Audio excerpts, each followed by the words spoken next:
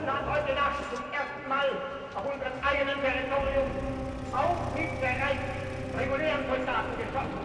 Seit 5:45 wird jetzt zurückgeschossen.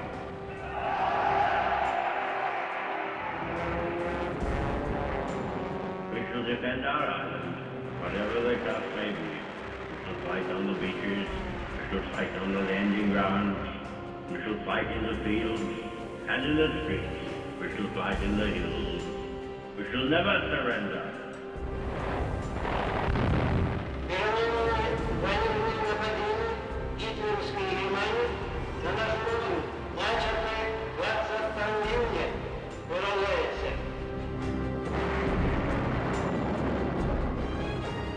The United States of America was suddenly and deliberately attacked by naval and air forces of the Empire of Japan. We will gain the inevitable triumph, so help us God.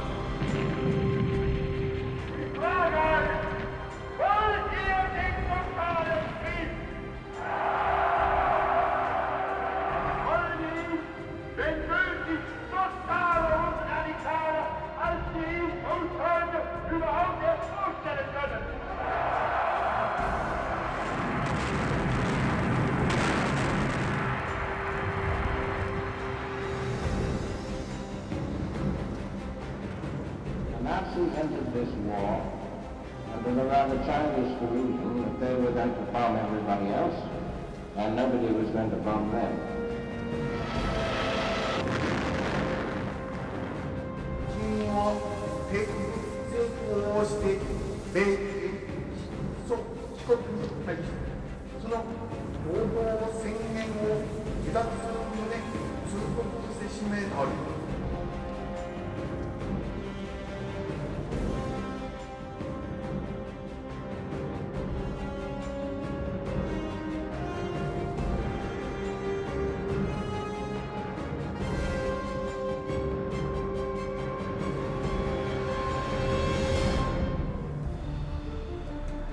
Berlin, the summer of 1940. In the capital of the Third Reich, Germans went about their daily business. It had been less than a year since Adolf Hitler had plunged Europe into war. The fact that German soldiers were in Poland, Scandinavia, Belgium, the Netherlands, and France was barely noticed at Berlin's Wannsee. All in all, I don't think we should forget these were all campaigns that the Germans were able to live with easily, because they had remained completely free of all the effects of the war up to that point. And another essential element, the wars had been so short that the losses, from wounds or by actual deaths of the soldiers, had been very small. Durch tatsächliche Todesfälle der Soldaten sehr, sehr gering gewesen sind. At that time, waging war was still easy for the Germans.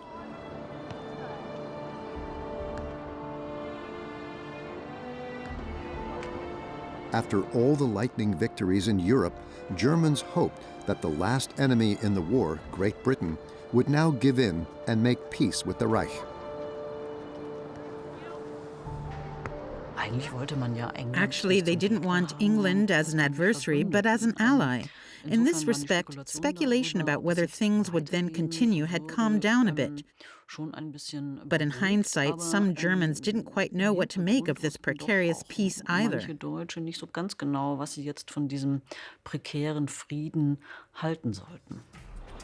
On July 19, 1940, their leader, Adolf Hitler, made an official peace offer to England. The British did not dignify it with a response. Hermann Göring, the commander-in-chief of the German Luftwaffe, was now responsible for the success of Unternehmen Seelöwe. Planning for the invasion of Great Britain had been going on for weeks. German airborne units were to take off from airfields in Belgium, Holland, and northern France to first conquer the airspace over the island. After that, German troops were to land on England's shores. The German Luftwaffe was well prepared. Since their devastating mission in the Spanish Civil War, their pilots had become adept at aerial bombing, Stuka attacks, and dropping incendiary bombs. After initial skirmishes over the English Channel, German airborne units began bombing the British mainland. The Battle of Britain began on August 13th with the so-called Eagle Day, when stronger German bomber units attacked British industrial centers. At first, the Germans only attacked the British infrastructure, airfields, radar stations, and were relatively successful there as well. Flugplätze, Radarstationen und sind auch relativ erfolgreich. They believed that with a few days of air raids on British airports, one could smash the British air defense, the fighter command, and gain air superiority. And then, if Hitler wanted to, he could order a landing on the south coast as well. Great Britain was expecting an invasion of the Wehrmacht, and so the men of the English Home Guard armed themselves against the enemy. The Germans had to be prevented from landing on the island by any and all means. To prevent Nazi landing craft from even reaching the Channel coast, the British had installed flamethrower systems there. With Winston Churchill as Prime Minister, the British had an avowed opponent of Hitler. He wanted to prevent Hitler's rule over Europe at all costs. Otherwise, as Churchill said, the world would sink into the abyss of a new dark age. The Prime Minister rejected any discussion of a negotiated peace with the Nazis. Churchill was an interesting figure in that he initially admired Hitler. He wrote a portrait of him. In the early 30s, I think it was printed in 34 or 35. It's kind of famous, so he couldn't hide an admiration for Hitler's successes. And then only toward at the end of the 30s, when he saw that the whole matter would amount to a highly aggressive policy, which would ultimately also involve Great Britain, did he change his mind and say, we must fight this man. Blood, toil, tears, and sweat, Winston Churchill prophesied for his people, and a war against a monstrous tyranny such as had never been surpassed in the dark catalogue of mankind's crimes, which must end only with victory at all costs. British combat morale was high. On August 25th, British bombers took off for the first air raid on the capital of the Third Reich. The inviolability of Berlin, noted German judicial official Friedrich Kellner in his diary, of which there had been abundant talk, had proved to be a vain haze. In the face of such attacks, Adolf Hitler clamored in Berlin's Sportpalast. Wenn die britische Luftwaffe 2 oder 3 oder 4.000 Kilogramm Bomben wirft, dann werfen wir jetzt in einer Nacht 150, 180, 230, 300...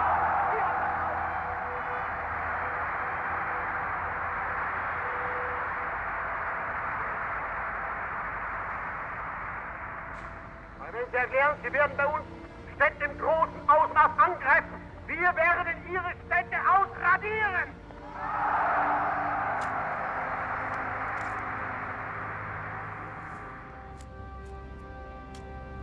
For the first time since the beginning of the war, the Germans were made aware of their own vulnerability.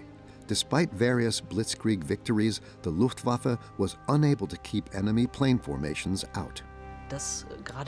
Berlin did not seem particularly impressed by this. What could be said, however, was that doubts about Göring's abilities and capacities to defend the Reich were beginning to grow. Schon anfing, größer zu werden. The Reichsmarschall then received orders from Hitler to target London in retaliation for the Royal Air Force's night raids on Berlin. On the afternoon of September 7, 1940, 364 German bombers took off, escorted by 515 fighter planes. Their target were the docks in the middle of the East End, a working-class neighborhood.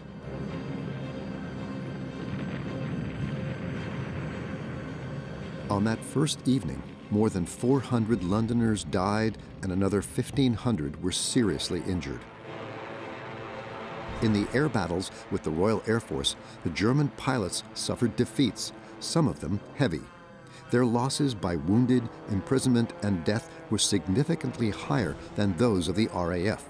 The British pilots fought over their homeland and were quickly ready for action again after an emergency landing.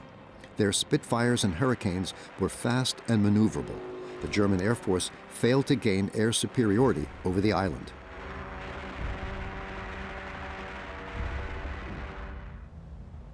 On September 17th, Hitler postponed Unternehmen Seelöwe until the following spring. Eventually, the landing in England wasn't even attempted. For the first time, a nation had successfully defied the Nazis. In a way, this was seen as not a bad thing. As one diarist said, "This was a terrible week for us, but it was not seen as a defeat." And conversely, it has to be said, also very importantly, the British did indeed see it as a victory. It was the first time that a nation had been able to put a stop to the Nazis. So for their self-confidence, it was an incredible boost, whereas the Germans tended to talk it down as, "These things can happen." Schritt, während die Deutschen es eher als kann mal passieren, kleingeredet hatten. Im Rahmen verschiedener Zusammenkünfte mit den ausländischen Staatschefs begab sich der Führer zur spanischen Grenze. At the end of October, Hitler traveled to Hendaye to meet Francisco Franco. The dictator urgently needed support against an England that was resisting fiercely. The Spaniards were to take Gibraltar from the British, but the meeting turned out differently than planned. Franco's special train arrived too late. Auf dem Bahnsteig der französischen Grenzstation erwartet der Führer den Chef der spanischen Regierung. Die Ankunft des Sonderzuges.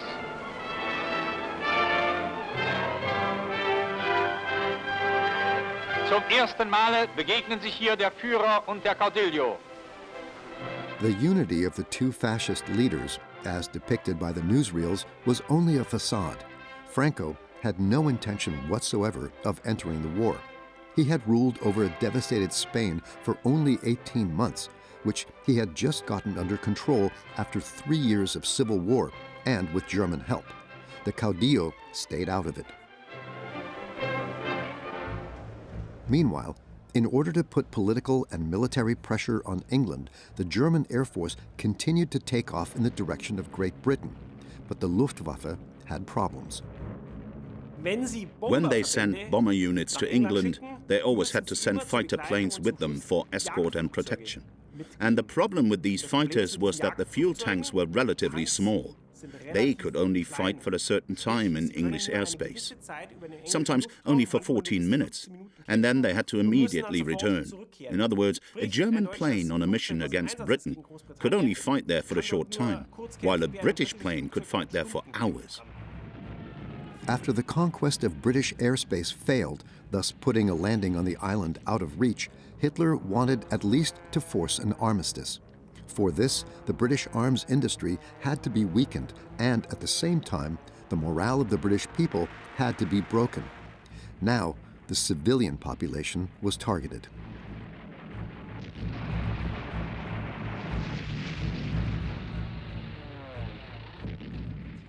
In 1940, it seemed that bombing London was somehow a way to get Britain ready for peace. The British called the attacks on their capital the Blitz, after the Nazi propaganda word blitzkrieg. In the weeks that followed, only a few days and nights passed without bombings. Again and again, the Luftwaffe carried out small, targeted attacks. Londoners had come to feel the hum of German Heinkels, Dorniers, and Junkers at all times. There were no air raid shelters in London. People took refuge in the subway stations, which saved the lives of tens of thousands. Some 650,000 children had already been moved to the countryside. Since the beginning of November, the bombers had been coming mainly at night. During Christmas week 1940, London experienced the most devastating conflagration since the city's Great Fire in the 17th century. But the British remained steadfast and pragmatic. Cardboard coffins, lime bags, and body pits were prepared in order to be able to quickly recover and deal with the fatalities. What people in Germany tend to forget, however, is that German bombing raids in 1940 caused very high casualties among the British population, up to 40,000 deaths in the first weeks and months after the Battle of Britain began. Wochen und Monaten nach Beginn der Luftschlacht um England.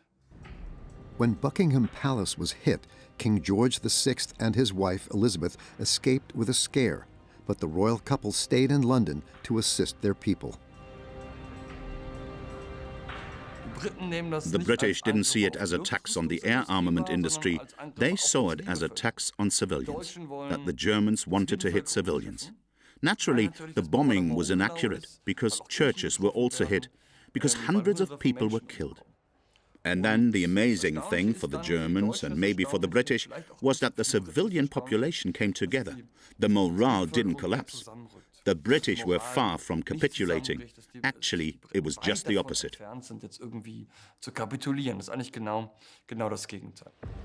Fiery speeches from their Prime Minister Winston Churchill, who was determined to do whatever necessary, also strengthened the morale of the British considerably. We shall defend our island, whatever the cost may be.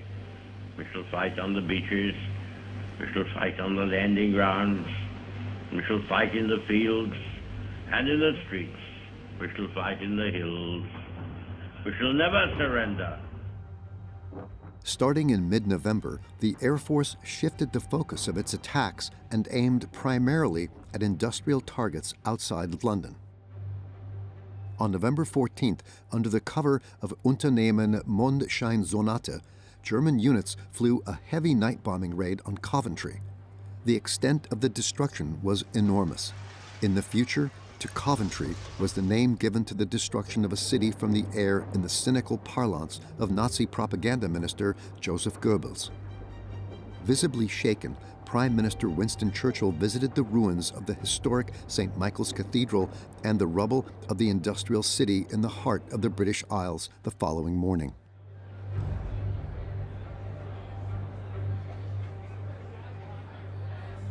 Coventry was chosen because it was the center of the British aircraft engine industry. They were hit, but these aircraft engine factories were located in the city center. Spread around the city center, the whole city burned down, 500 dead. The term Coventering was then used because of the great damage. But there was one thing that wasn't achieved, and that was lasting damage to the armaments industry, because after just a few weeks, it continued to produce at the old production levels.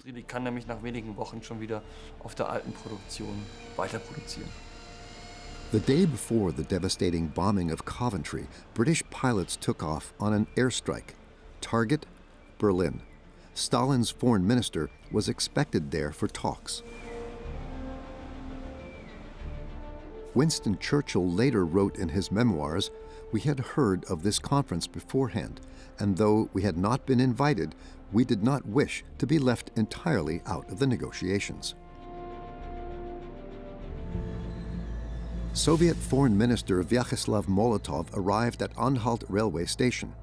He was there to negotiate spheres of influence in Scandinavia and the Balkans for Stalin.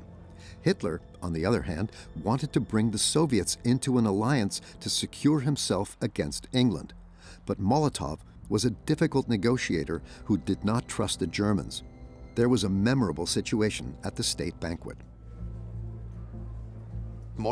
During the meetings with Hitler, Molotov had to go into the air raid shelter because there were attacks on Berlin. And he told Stalin that Hitler was a vegetarian and that no meat was available there. This may sound like a side issue, but it led to a decline in the Nazis' reputation in Moscow. They had to go to air raid shelters. They didn't eat meat. Strange people. He told Stalin about the limp handshake of Hitler, who seemed to him more like a feminine figure than a determined dictator. He made no impression at all on the Soviet side. That's quite interesting. And that's why Stalin was sure that Hitler wouldn't attack the Soviet Union. They wouldn't do that. They couldn't even protect Berlin from air raids. Das werden die nicht machen.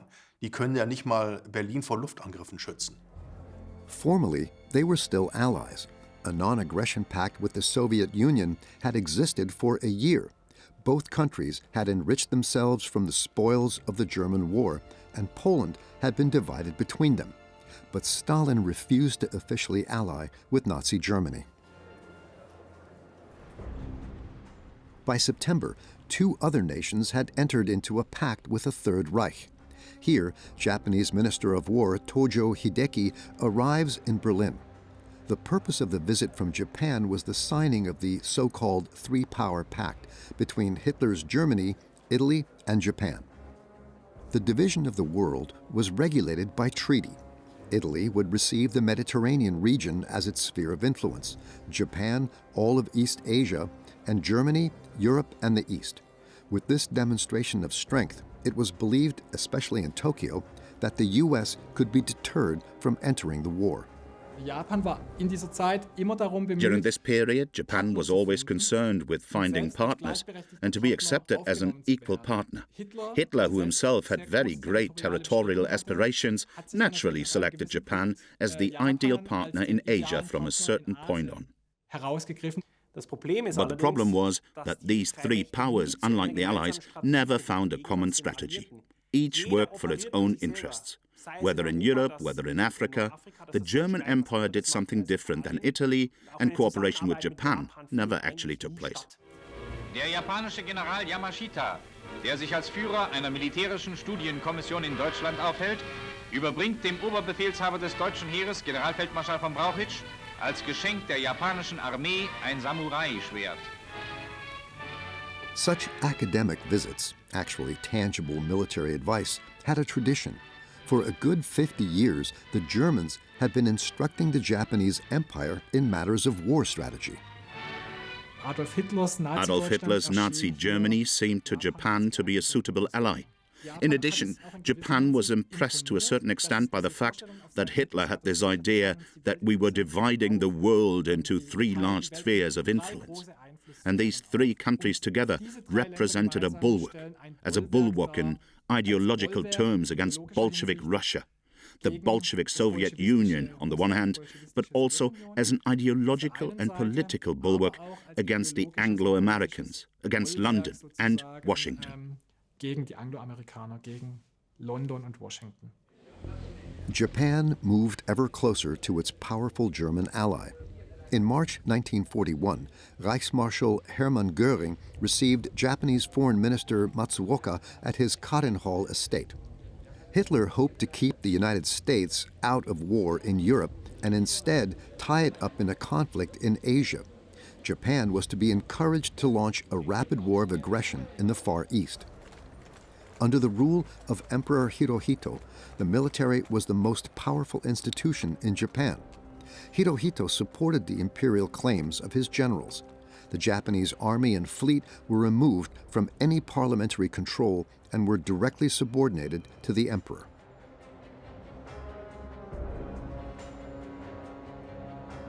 Japan's military government was preparing to bring all of East Asia under its control. Since the First World War, the young industrial nation had been striving for dominance in the Asian region. In Japan, on the political side and especially on the military side, there was always the view during that period that you were not an equal partner. Although militarily you waged war successfully in the Russo-Japanese War in World War I, after these wars that were waged successfully, militarily successfully, Japan had to concede certain things politically, and concede them to the West, and concede them to the West's liking. Initially, Japan's colonial ambitions were directed against neighboring China. Manchuria, in the north of the country, was rich in raw materials. Nippon took advantage of the disunity of the giant empire, which was bleeding to death in the Civil War, and occupied the northern province in a coup d'etat. But Japan's hunger for raw materials wasn't satisfied. In 1937, Japan provoked another war with China, this time to conquer it completely. A civil war had been ravaging the giant Chinese empire for 10 years. After the rapid conquest of Beijing, Japanese units bombarded Shanghai. But Japan didn't succeed in completely conquering China. Instead, it turned south. In Indochina, Vichy France, which collaborated with the German ally, granted Japan the right of passage, the stationing of troops, and the use of airfields. Over the course of a year, Japan brought all of the country's major military bases under its control. Meanwhile, hardliner Tojo Hideki gained influence, so much so that the United States felt compelled to impose an official embargo against the Japanese Empire. The United States actually had two main interests in Asia. One was economic interests that they had to represent there. At that time, it was clearly understood that one of the coming markets, from a capitalist point of view, would sooner or later be Asia. On the other hand, it was also the case that there were raw materials in Southeast Asia in which the United States also had an interest. Also, in terms of security, the US had aspirations to continue to have a presence in the Asia-Pacific region. Sicherheitspolitisch hatten die USA Bestrebungen, weiterhin im asiatisch-pazifischen Raum präsent zu sein. One of the most important U.S. naval bases in Asia was in the Philippines. Nevertheless, no one there seemed to believe in a Japanese invasion. About 10,000 American soldiers were stationed there. Their equipment and weapons were mostly outdated, but the U.S. government was gradually turning the archipelago into a fortress. The President of the United States still hesitated to enter the war officially. On January 20th, 1941, Franklin D. Roosevelt was sworn in Washington. He was the first U.S. president to run for a third term. In his address, he made it clear on whose side the U.S. would be on in the future. Freedom means the supremacy of human rights everywhere. Our support goes to those who struggle to gain those rights and keep them. Our strength is our unity of purpose. To that high concept, there can be no end save victory. In a certain sense, the United States had entered the war indirectly. The US had supported its American partners in Europe, that is London, with armaments. Armaments also arrived in China, by the way. Japan's adversary, which of course didn't go unnoticed by Japan, and also played a major role. Japanese policy had moved more and more in the direction of anti-Americanism.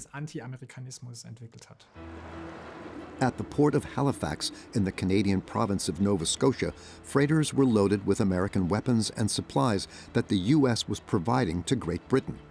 In a blazing speech, Churchill had addressed Roosevelt and appealed for America's support. Put your confidence in us. Give us your faith and your blessing. And under Providence, all will be well. We shall not fail or falter. We shall not weaken or tire. Neither the sudden shock of battle nor the long-drawn trials of vigilance and exertion will wear us down. Give us the tools, and we will finish the job. German submarines repeatedly succeeded in torpedoing the ships loaded with equipment and weapons. But the Royal Navy struck back. Survivors of the sunk battleship Bismarck, once the pride of the German Navy, went ashore in Halifax. Great Britain at that time still had the strongest navy in the world. The German Navy, which only upgraded in the 1930s, simply couldn't keep up with that. It did have big battleships like the Tirpitz, the Bismarck, but one was sunk very quickly. The other was just lying around in harbors and was also sunk towards the end of the war. So the big German Reich, the Germans' navy, couldn't keep up with the Royal Navy at all.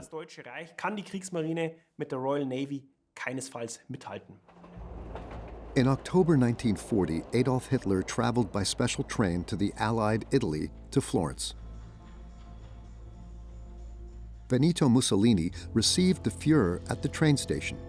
Hitler had once admired the fascist leader and taken him as a model for his own political career. Il Duce, who transformed Italy into a fascist dictatorship, was now in turn taking a lesson from his former master student. He too now wanted to expand his empire. Mussolini had two major goals. First, he wanted to make the Mediterranean a Mare Nostrum, that is, our sea, like the Roman Empire should be Italian possessions around the Mediterranean. And secondly, he wanted to expand his colonial empire in northeast Africa. Egypt and Sudan, together with the existing possessions in Libya and Abyssinia, should become a large colonial empire. Among the Italian population, such plans met with enthusiastic approval.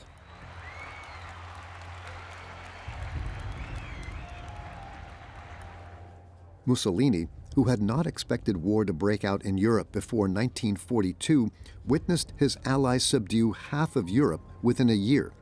Il Duce was convinced that Italy could achieve something comparable just as easily. Mussolini had great aims, but what he didn't want to admit, only very limited means. He had an army that was not at its peak in terms of training, and his country was not prepared economically or in terms of armaments for a long industrial war. And the problem was, Mussolini didn't lead only one campaign. No, he led several campaigns at the same time, and all these campaigns ended in disasters. In a gross miscalculation of his own fighting strength, Il Duce first marched Italian troops into the French Alps. After the failure of this invasion, he then ordered Egypt and Greece to be attacked simultaneously.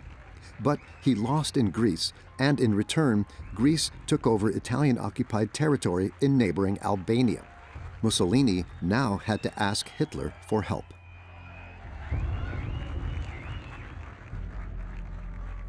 Italy suffered a heavy defeat in Greece, and 1/3 of the Albanian territory, which was in Italian hands, was now occupied by the Greeks. Now there was a problem for Germany.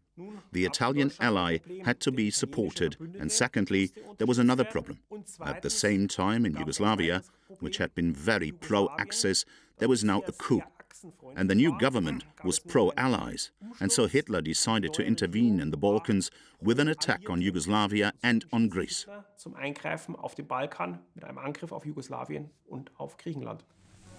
Über die Grenze. Ein Stoßtrupp bildet die Spitze. On April 6th, the Wehrmacht invaded Yugoslavia and Greece simultaneously without a declaration of war. The newsreels had an opportunity to show victorious soldiers. Fast alle Brücken sind zerstört. Kraftfahrzeuge und schwere Infanteriewaffen setzen mit Hilfe von Floßsäcken über. The campaign in the Balkans proceeded similarly to all previous campaigns. It was a typical lightning campaign. The Germans managed again within a very short time to break the enemy resistance and to occupy both countries relatively quickly. After 11 days, the Yugoslav army surrendered unconditionally. About 350,000 soldiers became German prisoners of war. About half of them were taken to Germany to be used as forced labor. The others awaited a merciless fate under German occupation. The commanding general and committed National Socialist Joachim von Kurzfleisch, for example, expected the soldiers to break all resistance ruthlessly. Anyone found resisting or fleeing with a weapon in his hand should be shot immediately. Now began the terror in the occupied territories.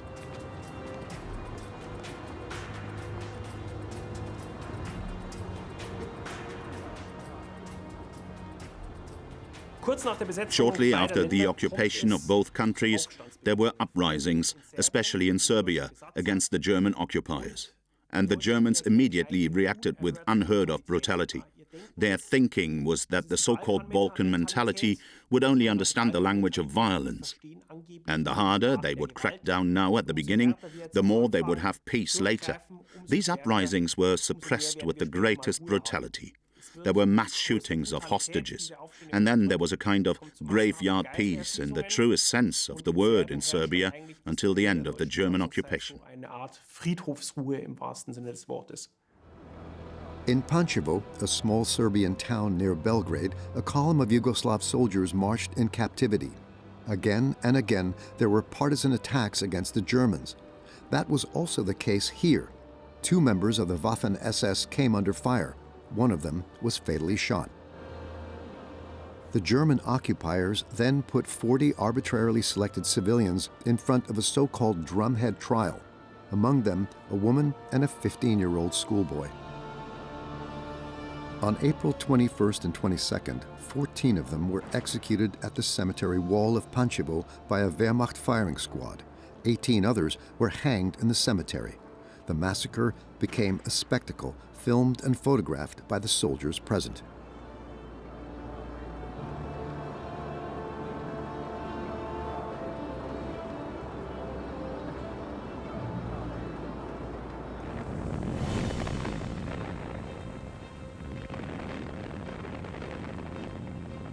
The war in Greece was also short-lived.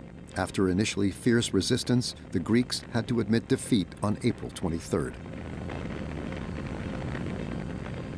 Germans and Italians occupied the defeated country. In Greece, from the beginning, it was above all about robbery and plunder. The war against Greece was more a side aspect of the whole event, and the Germans wanted above all to secure a military occupation. It was also divided up with the other allies, including Italy.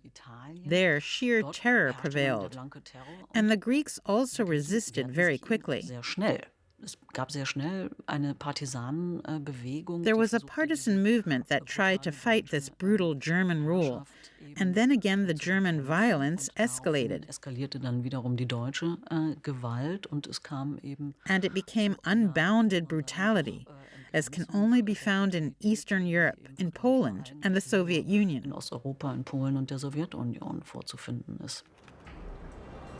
On April 28th, the sacking of Athens began. The greatest famine in the history of Greece followed. Hitler's aide Heinrich Himmler received authority to deport all the country's Jews. Here, a walk of genocide through the cradle of civilization.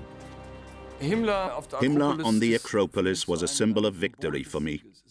There are only a few real symbolic places in Europe that everyone knows.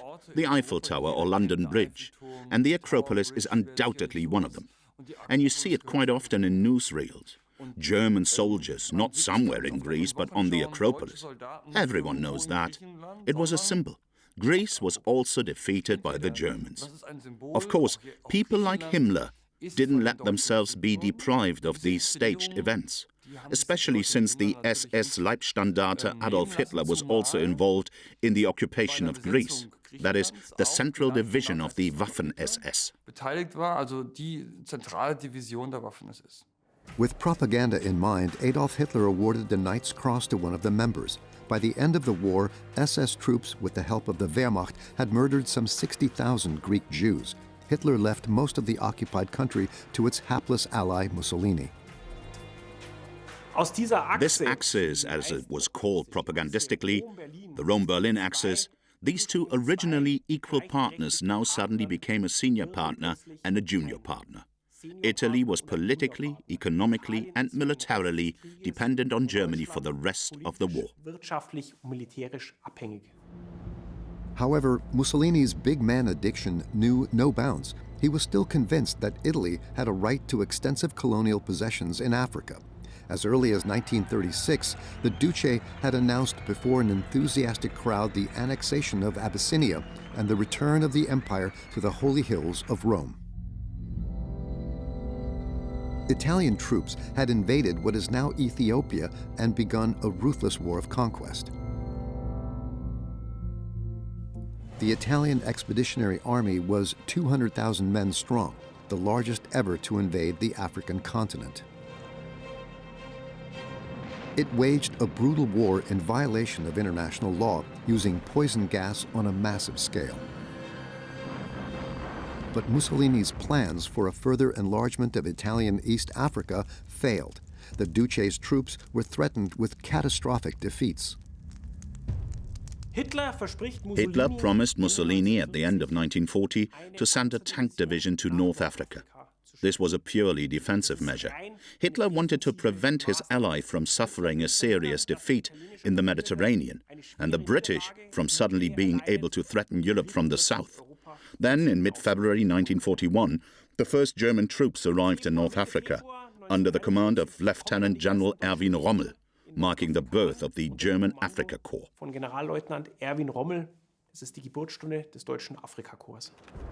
The troops were there to support the Italians. Their advance on the Kingdom of Egypt, which was allied with the British, had failed. In the meantime, even in eastern Libya, the province of Cyrenaica was in British hands.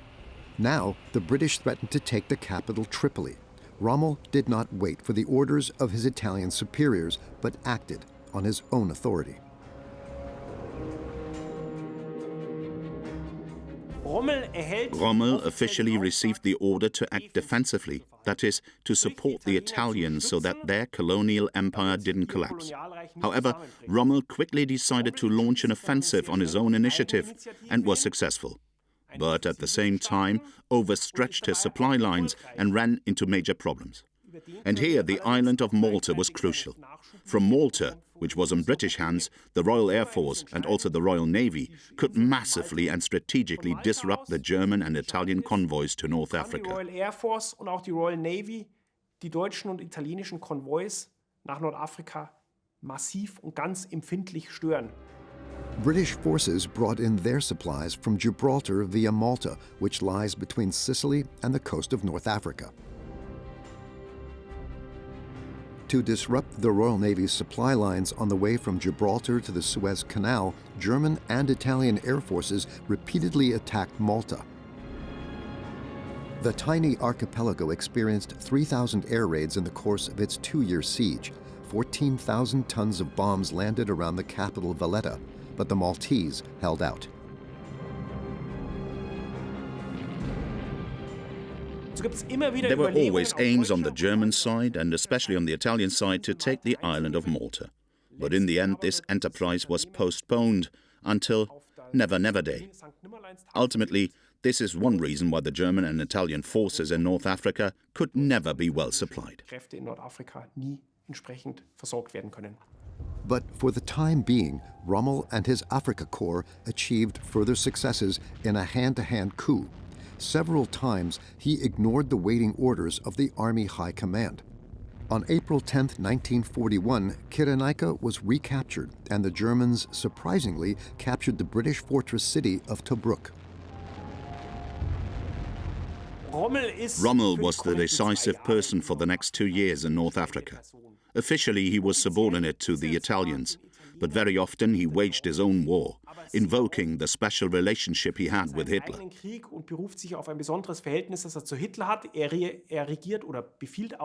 often ignored his own superiors in the Wehrmacht, and very often waged a kind of private war down there, but successfully. And that's what saved him from many a situation.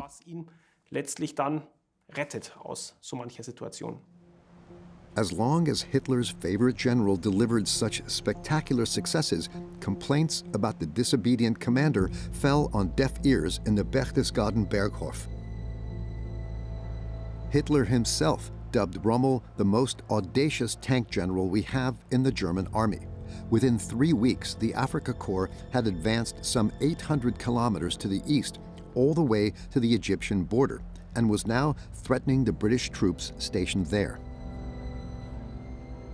Rommel, with his insubordination and impetuous war of movement, shaped the image of this war and became a nightmare to the British.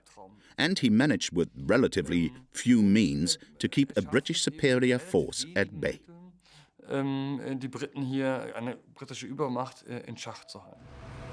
The Allied troops stationed in Tobruk were initially mostly inexperienced, newly deployed units, including an Australian division. Minefields were laid to reinforce the city's defenses. Rommel repeatedly failed to capture Tobruk and eventually had the city besieged.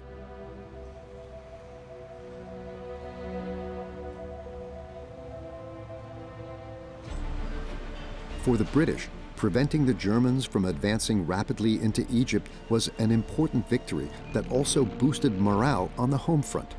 The armaments industry was running at full speed, although the capital of Great Britain was still subject to massive bombing.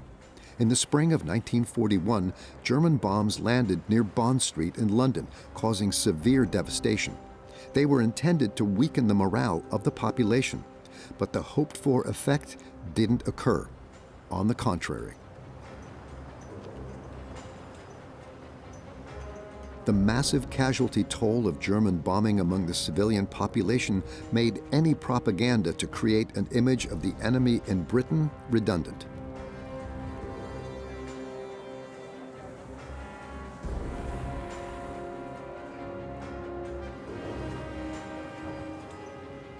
The air battle for England ultimately lasted from August 1940 to May 1941, and the Germans changed their tactics several times. In the summer of 1940, they attacked airports, then London, then the air armament industry. There was a final heavy attack in May 1941 on London, which caused over 1,000 deaths. And the air war continued only in homeopathic doses. There were still a few attacks, but with hardly any impact. So Britain had finally passed the great test in May of 1941. Unmoved, Londoners cleared away the rubble.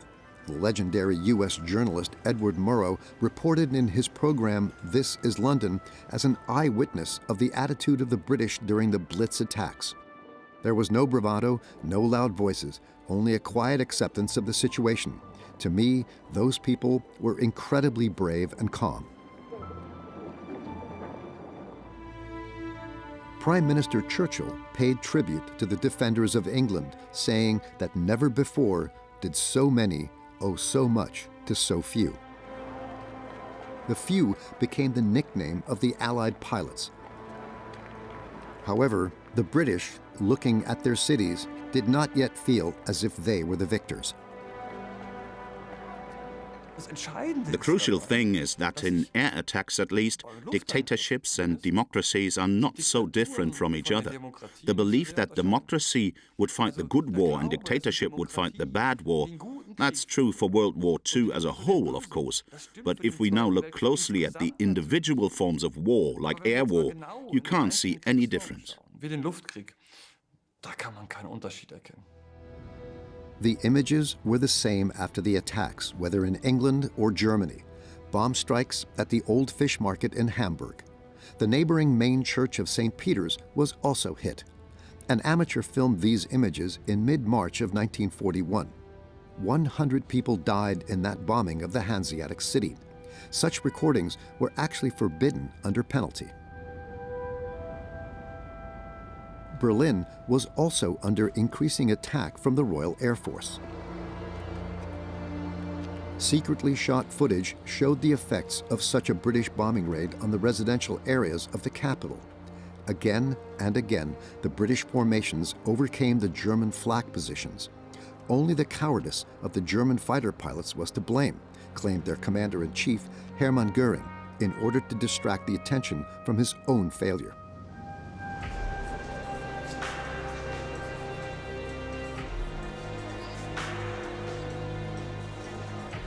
Nazi propaganda did not shy away from using the deadly threat to the German civilian population for its own purposes.